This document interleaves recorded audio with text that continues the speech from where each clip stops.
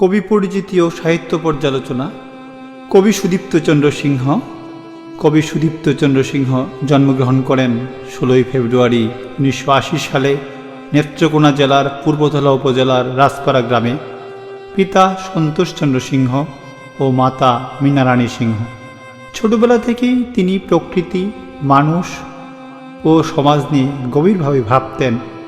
তিনি 1994 সালে পূর্বধলা JM সরকারি উচ্চ বিদ্যালয় থেকে SSC এবং 1996 সালে আনন্দমোহন সরকারি কলেজ থেকে HSC পাশ করেন।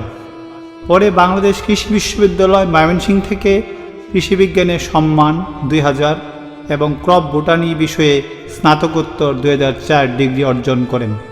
বর্তমানে তিনি রাবি আলী মহিলা ডিগ্রি কলেজে পূর্বধলা নেত্রকোনা কৃষি বিভাগের প্রভাষক হিসেবে কর্মরত।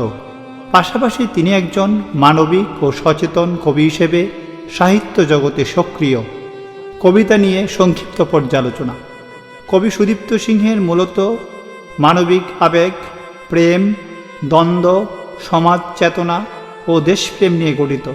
তার লেখায় যেমন রয়েছে ভালোবাসার কোমল স্পর্শ, তেমনই রয়েছে অন্যের বিরুদ্ধে প্রতিবাদের জোরালো কণ্ঠস্বর।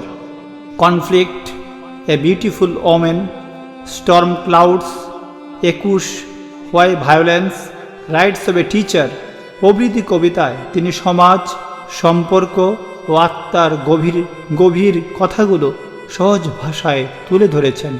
তার কাব্য ভাষা সহজবোধ্য, কিন্তু তাতে লুকিয়ে থাকে গভীর উপলব্ধি ও ভাবনার খোরাক। সুদীপ্ত সিংহের কবিতা পাঠককে শুধু আবেগে ছুঁয়ে যায় না, বরং ভাবায়, প্রশ্ন তুলে এবং আলোকিত করে। এই কবি ও তার কবিতা আমাদের সাহিত্য জগতে নতুন এক আবেগী, দায়িত্বশীল এবং সৃজনশীল কণ্ঠস্বর যোগ করেছে, যা পাঠকের হৃদয়ে দীর্ঘস্থায়ী ছাপ ফেলবে।